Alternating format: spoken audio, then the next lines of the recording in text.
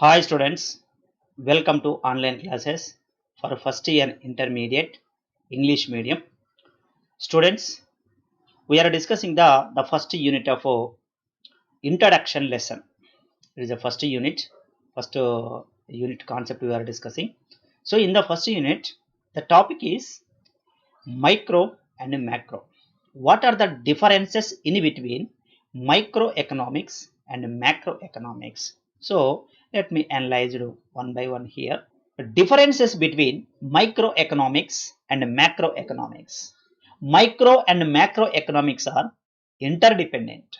Neither of the two incomplete is complete without the other. Micro and macro without complete the other. In spite of close relationship between the two branches of economics, one is microeconomics, second one is macroeconomics. Already the introduction already discussed by the last class, what is the micro and what is the macro.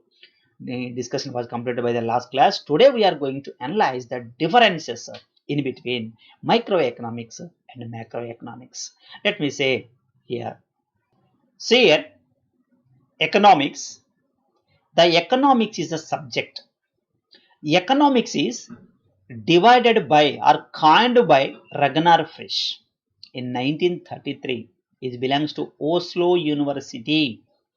Is a economist. Ragnar Frisch. He was coined the economics into two parts. One is microeconomics. Second one is the macroeconomics. Here, microeconomics is also known as price theory. Easy. The microeconomics is also known as price theory. The most of the price theories are included in the microeconomics. That's why there is the Alfred Marshall was developed the effort to give his effort to the development of the microeconomics. So that's why microeconomics is totally depends upon the efforts of the Alfred Marshall. So many concepts are there, price concepts are there. So the price concepts are totally related to the Alfred Marshall. This is a one branch of economics. It is a microeconomics, is also known as price theory, was developed by Alfred Marshall. This is a one hand, and the other hand is macroeconomics. Macroeconomics is also known as income and employment theory. Already you know the policies are there, the issues are there. Already we discussed in the previous class of macroeconomics. So what are the causes of inflation and what are the causes of unemployment and what are the measures to be reduce the unemployment in India and what are the causes of poverty and what are the measures to be reduce the poverty in India. Are the solutions maybe it is what is it defined. The solutions can be defined of the macroeconomics. The measurements to be need to solve the problems of any economy. So that's why the macroeconomics is the broad concept. The macroeconomics is a large. The macroeconomics is the large. That's why what is the income and what is the employment. The macroeconomics is also known as income and employment theory. It was developed by J.M. Keynes. So the macroeconomics development is totally depends upon the J.M. Keynes. So these are the two parts of the micro and macro. Both are essential for the economic development. Without any economics, without micro and macro, we can't imagine of economics due to these two are the two eyes of the economic subjects. Here, next one, microeconomics, macroeconomics. Then, what are the differences in between micro and macroeconomics? Let us analyze one by one. The word microeconomics derived from the Greek word micros. You know, we discussed it. The word of microeconomics derived from the Greek word micros, means small. Micros, it is a micro means English word micro. So the micros words derived from the Greek word of micros. One hand. Second, macroeconomics word derived from the Greek word of macros, means large. Micro means small, macro means large. Already this concept completed. Why we are discussing the comparison in between the micro and macroeconomics. So that's why macroeconomics is large. The macroeconomics word is derived from the macros of Greek word. Okay, the first one. Then microeconomics is the study of individual units of the economy. Already we discussed the study about an individual, the individual unit, individual wages, individual industry, individual saving, everything will be individual. The single unit, the study about an individual unit, the study about an individual unit called microeconomics. Individual unit, for example, this is a hand. The hand is treated as the macro, but the micro is a discussion only the and one finger. The one finger is called micro. Micro is not a small little bit, it is a single one. The discussion about the single one is called micro. So that's why microeconomics is an individual unit of the economy. Suppose if you take the forest, we are treated as only the one tree. The discussion about the one tree is called micro. Suppose if you take the classroom, the single students, we are discussing the single student is called microeconomics, isn't it? So the topic which we are discussing, we can take a single unit, one unit, individual unit. The study about an individual unit is called microeconomics. Then macroeconomic study of economy as a whole. Yes, nothing will be left. All topics will be covered under the macroeconomics, isn't it? Aggregative price, aggregative demand, aggregative supply, and national income, inflation. So everything will be covered under the macroeconomics, isn't it? So that's why macro is the large. They discuss the economy as a whole. Whole means total. The economy as a whole. So that's why no need to left. No left. That's why macroeconomics is the study of economy as a whole. Then it is also known as price theory. Totally the microeconomics related to the price theory. Price determination of demand, demand price, supply price, market price, perfect competition, imperfect competition, price determination of factor pricing, rent, wages, interest, profits. So these are the factor pricing, how the price are determined. So totally discussion in the microeconomics, is it? So it is known as price theory.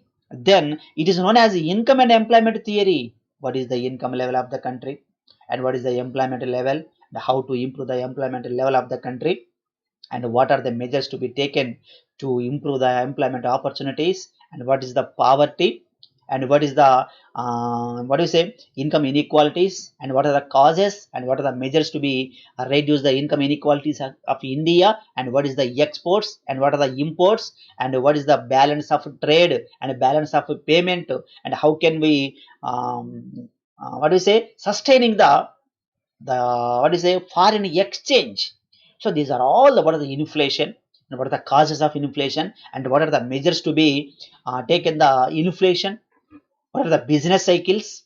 So these are all the points are covered under the macroeconomics. So that's why it is known as income and employment theory.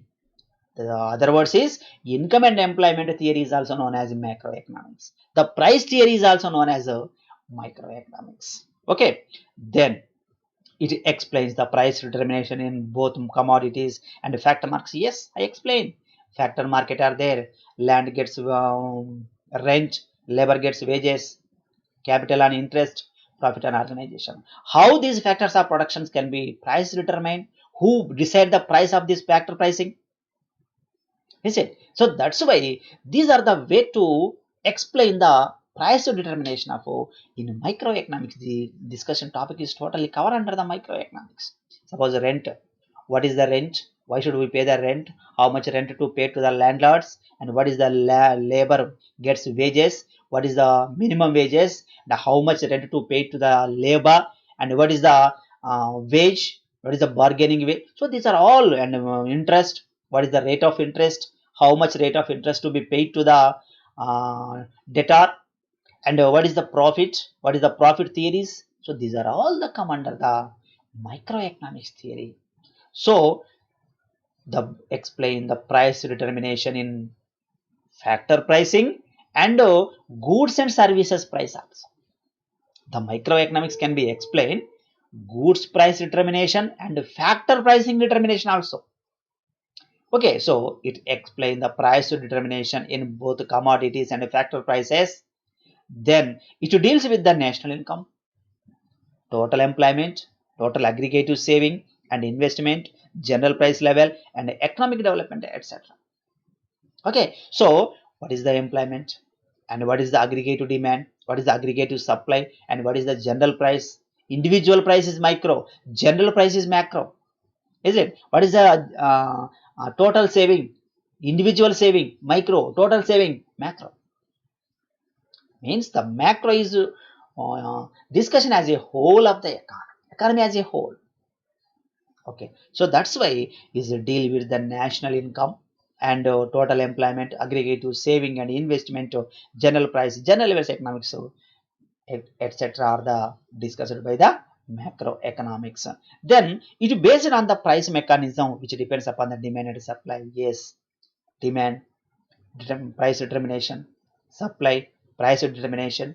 So these are all the means the price determination concepts are totally included in the microeconomics. The price determination concepts are, that's why we can say that it is known as the price theory. The microeconomics is also known as price theory. Most of the theories are in microeconomics, it is related to price, factor pricing and commodity price. Okay, so it is based on price mechanism which depends upon the demand and the supply. Then it is based on aggregative demand and aggregative supply. What is the aggregative? Means total, complete aggregative demand and aggregative supply are the discussing topic of macroeconomics. Then sixth point, it is based on partial equilibrium analysis which explain the equilibrium of individual unit. Yes, we are always discussing micro means an individual. Micro means the study about an individual. Suppose this is macro, we are discussing only the single unit, or we are discussing in the single unit only. We are discussing, suppose this is a whole economy, if this is a whole economy, we discuss it as a single one. So that's why it is based on partial equilibrium. Partial means single, little bit partial equilibrium analysis which explains the equilibrium of individual unit, one unit. Single unit is called individual.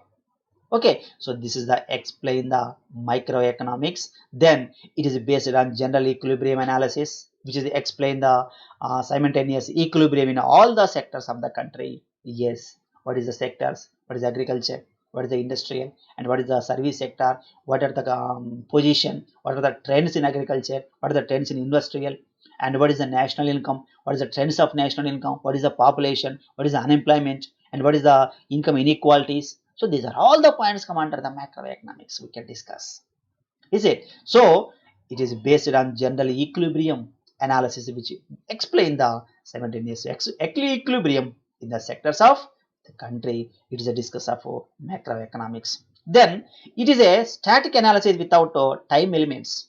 It is a static analysis. Static means constant. Microeconomics is totally concepts only, but the macroeconomics analysis is totally the time element. That is a without time element. Whenever you go, microeconomics totally concepts. ఇంకా 20 ఏళ్ళు చెప్పుకున్నా, ఇంకా 30 ఏళ్ళు చెప్పుకున్నా microeconomics కాన్సెప్ట్సే ఉంటాయి. మార్పు ఉండదు. Macaroni economics అంటాం, మ్యాక్రోని ఎకానమీ అంటాం. ఎకానమీ అంటే మారుతుంది, టైం ఎలిమెంట్. ఈ టైంలో ఇది ఉంటుంది, నెక్స్ట్ టైంలో ఇది ఉండదు. ఫర్ ఎగ్జాంపుల్ ఇదే తీసుకుందాం. ఏముంటుంది? డిమాండ్ ఉంది, supply, markets, perfect competition, imperfect competition, price determination. Whenever you go, wherever you go, or when you want to explain same concept, no difference, it is as it is you can express. ఎప్పుడు చెప్పినా ఇంకా 10 ఏళ్ళకి చెప్పినా కూడా ఆ concept law of diminishing అదే చెప్తాం, law of equilibrium, law of variable అదే చెప్తాం. ఇంకా 100 ఏళ్ళకి చెప్పినా అదే చెప్తావు, ఇంకా 100 ఏళ్ళ క్రితం చెప్పినా అదే చెప్తారు. అది మారదు, అది ఎకనామిక్స్. అర్థమైందా? అంటే ఇక్కడ అది టైం ఎలిమెంట్తో సంబంధం లేదు, వితౌట్ టైం ఎలిమెంట్ ఎప్పుడైనా అదే చెప్తారు. 100 ఏళ్ల క్రితమైన అదే చెప్పారు. ఇంకా తర్వాత రాబోయే 100 ఏళ్ల తర్వాత కూడా అదే కాన్సెప్ట్ చెప్తారు. అందులో మార్పు లేదు. కానీ ఇక్కడ ఎకానమీ మ్యాక్రోకి వస్తే ఏం చేస్తారంటే national income. Last year national income is different from present national income. The present national income is differ from future national income. So these are the differences are there. So last year తక్కువ ఉంటుంది, ఇది ఎక్కువ ఉంటుంది, next రాబోయేది ఇంకా there is a changes in there in national income. Population, there is a changes in there. Unemployment statistics changes are there. Means the macroeconomics is the time elements. Totally it can be changed. So last year numericals are now not present, and the future all not now present. So every year the statistics data will be changed. So it is that's why it is a dynamic means changes, static means constant.